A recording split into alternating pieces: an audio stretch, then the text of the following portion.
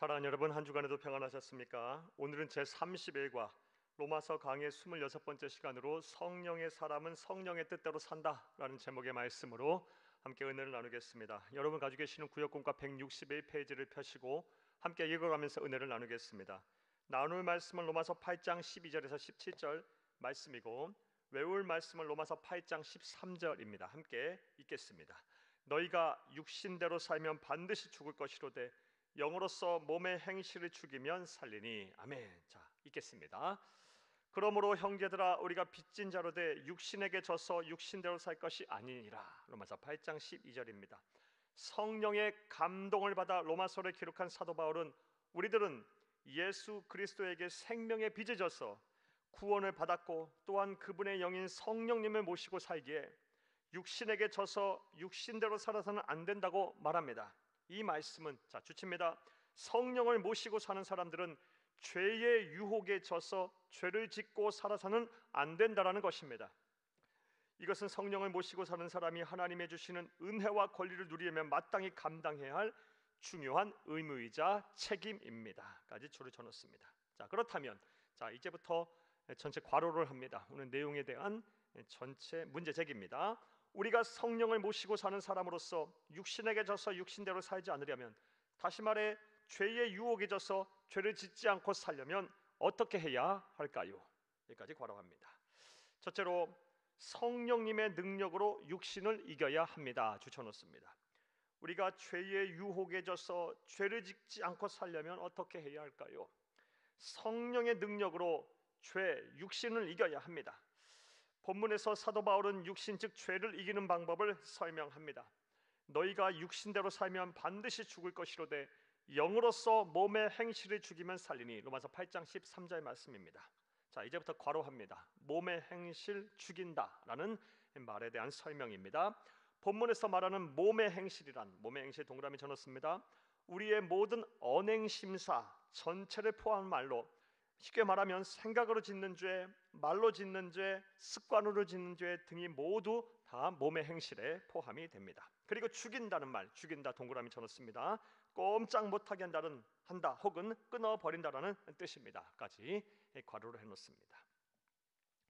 자, 그런데 사도 바울은 그러한 죄들인 몸의 행실을 성령님께서 죽이신다라고 말하고 있습니다. 따라서 이제부터 주치입니다. 우리가 성령을 모신 자로서 육신에게 져서 육신대로 살지 않으려면 성령님이 우리의 몸의 행실을 꼼짝 못하게 하시고 또 끊어버리시도록 해야 합니다.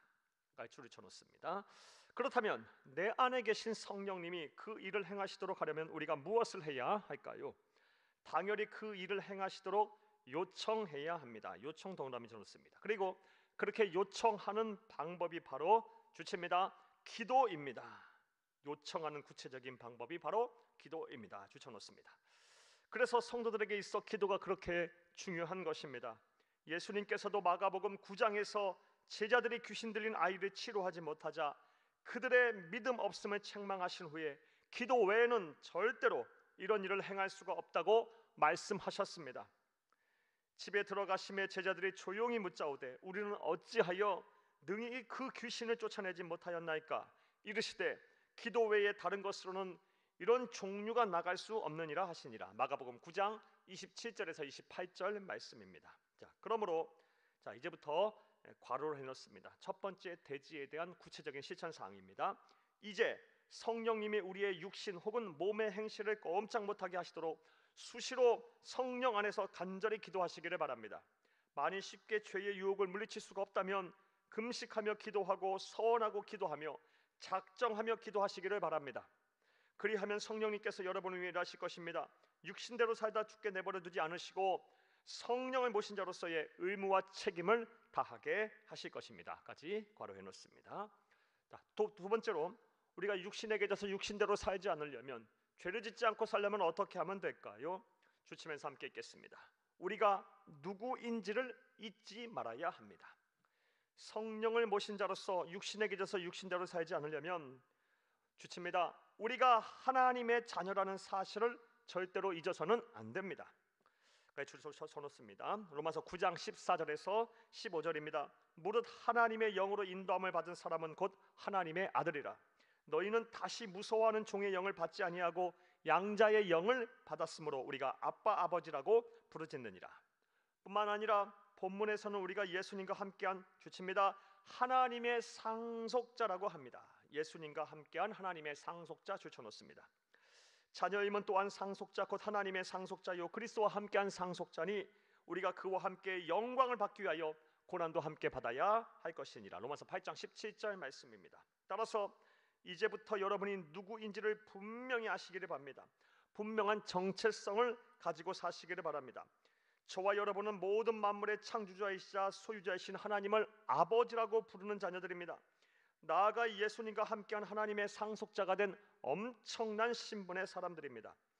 예수님을 그리스도로 믿은 후 우리의 신분이 이토록 고귀하게 변해 하나님의 아들, 딸이 되었다는 것을 알게 되면 우리의 행동 하나하나가 달라질 것입니다. 이것을 사도 요한도 요한일서에서 말하고 있습니다. 사랑하는 자들아, 우리가 지금은 하나님의 자녀라. 장래에 어떻게 될지 아직 나타나지 아니하였으나 그가 나타나시면 우리가 그와 같을 줄을 아는 것은 그의 참모습 그대로 볼 것이기 때문이니 주를 향하여 이 소망을 가진 자마다 그의 깨끗하심과 같이 자기를 깨끗하게 하느니라. 요한일서 3장 2절에서 3절 말씀입니다. 이 말씀의 뜻은 자 이제 주칩니다. 자기가 하나님의 자녀라는 분명한 신분 의식을 가진 사람은 예수님처럼 깨끗하게 살아야 한다는 의식을 가지고 있다라는 말씀입니다. 자, 주쳐놓습니다. 자, 이제부터 괄호합니다. 두 번째 대지에 대한 구체적인 실천사항입니다. 이처럼 하나님의 고귀한 자는 사실을 잊지 않은 사람들은 쉽게 죄의 유혹에 져서 죄를 짓지 아니합니다. 사랑하는 여러분, 날마다 나는 하나님의 자녀라는 천지 우주 만물을 소유하고 창조하시고 주관하신 거룩하신 하나님의 자녀라는 이 분명한 신분의식과 정체성을 갖고 사시기를 바라요. 그렇다면 함부로 죄짓지 않을 것입니다. 나로 인해서 하나님의 영광이 가리고 하나님께서 욕을 먹고 말씀이 부정이 되고 하나님을 믿지 않는 일이 벌어진다면 어찌 그 사람이 그 죄를 감당하겠습니까? 그런 생각들을 하게 된다면 함부로 죄짓지 않을 것입니다.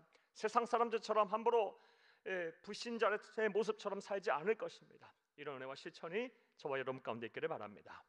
마지막으로 하나님께서 본문을 통해 제시하신 이 모든 방법들을 온전하게 이루기 위해서는 반드시 필요한 행동이 있습니다. 그것은 바로 자 이제부터 주치입니다.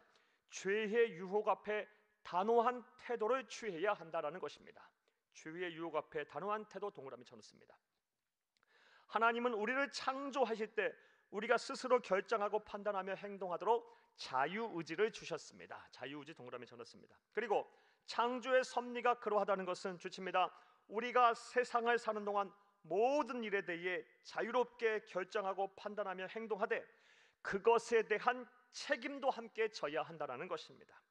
까지 추천놓습니다. 죄의 유혹을 죽이시는 분도 성령님이시고 죄를 짓지 않도록 인도하시고 보호하시는 분도 성령님이시지만 나 스스로가 죄의 유혹 앞에 굴복하고 만다면 아무런 소용이 없는 것입니다. 따라서 주칩니다. 그 무엇보다 우리가 하나님의 은혜로 구원을 받은 하나님의 거룩하고 존귀한 자녀로서 성령의 뜻에 따라 살며 죄의 유혹에 져서 죄를 짓지 않고 살겠다는 강한 다짐과 태도가 있어야 합니다. 추천했습니다. 사랑하는 여러분, 자 이제부터 괄호합니다. 오늘 내용에 대한 전체 요약입니다. 예수님의 그리스도로 믿어 구원을 받고 영생을 얻은 성령님의 사람들은 성령의 뜻대로 살아야 합니다. 이제 육신에게 져서 육신대로 살지 않기를 바랍니다. 다시 말해 죄의 유혹에 져서 죄를 범하고 살지 않기를 간절히 바랍니다. 이를 위해 성령님께서 여러분에게 찾아온 죄의 유혹을 물리치시도록 기도하시기를 바랍니다. 여러분이 하나님의 고귀한 자녀 거룩한 가문의 일원임을 잊지 마시기를 바랍니다. 무엇보다 죄의 유혹 앞에 단호한 태도를 취하시기를 바랍니다. 까지 괄호해 놓습니다. 그리하면 여러분 안에 거하시는 성령님의 뜻대로 거룩하게 살게 될 것입니다. 하나님을 기쁘시게 사람들에게 칭찬을 받는 참된 성도로서 구원받은 참된 성도로서 살게 될 것입니다. 할렐루야. 자, 말씀과의 만남을 보겠습니다. 1번 성령님을 모시고 사는 사람들이 하나님이 주신 은혜와 권리를 누리려면 마땅히 감당해야 될 중요한 의무와 책임은 무엇일까요? 죄의 유혹에 져서 죄를 짓고 살아서는 안 됩니다. 성결하게 살아야 합니다. 이것이 구원받은 자의 의무이자 책임입니다. 자, 2번 보겠습니다. 성령의 능력으로 육신을 이기려면 무엇을 어떻게 해야 합니까? 성령께서 우리의 죄의 유혹을 이기시도록 나약한 우리의 본성을 억제하고 죄의 유혹을 이기시도록, 그렇게 해서 성결하게 살게 하시도록 우리 성령님께 기도로 요청을 해야 합니다. 때로는 안 되면 금식하면서까지, 서원하면서까지, 작정하면서까지 기도하시기를 바랍니다. 그럼 성령님께서 여러분을 도와주실 것입니다. 성령의 능력으로 패역하고 음란하고 죄가 많은 세상에서 거룩하게 살 수 있을 것입니다. 자, 3번 보겠습니다. 하나님의 상속자로서 합당하지 않은 모습이 있다면 생각해보고 죄의 유혹에서 죄를 짓지 않기 위해서는 어떻게 해야 할지 나누어 봅시다. 사랑하는 여러분, 죄의 유혹에서 죄를 짓지 않기 위해서 오늘 이 본문 말씀을 통해서 여러 가지를 살펴보았습니다. 먼저는 성령께서 죄의 유혹을 물리쳐 주시도록, 죄를 이기도록 하시도록 우리가 기도로 요청을 해야 하고, 두 번째로 내가 거룩한 성삼위일체 하나님의 가문이다, 나는 하나님의 자녀다, 나는 예수님과 함께한 상속자라는 그런 분명한 신분 의식을 갖고 살라라는 것입니다. 그리고 무엇보다 죄의 유혹 앞에 단호한 태도를 취하시기를 바라요. 그리하면 사랑하는 여러분, 우리가 죄의 유혹에 져서 죄를 짓지 아니할 것입니다. 이러한 은혜와 실천을 하셔서 구원받은 하나님의 자녀답게 하나님을 기쁘시어 사람들에게 칭찬받는 참된 성도님들이 다 되시기를 간절히 주의 이름으로 축복합니다. 감사합니다.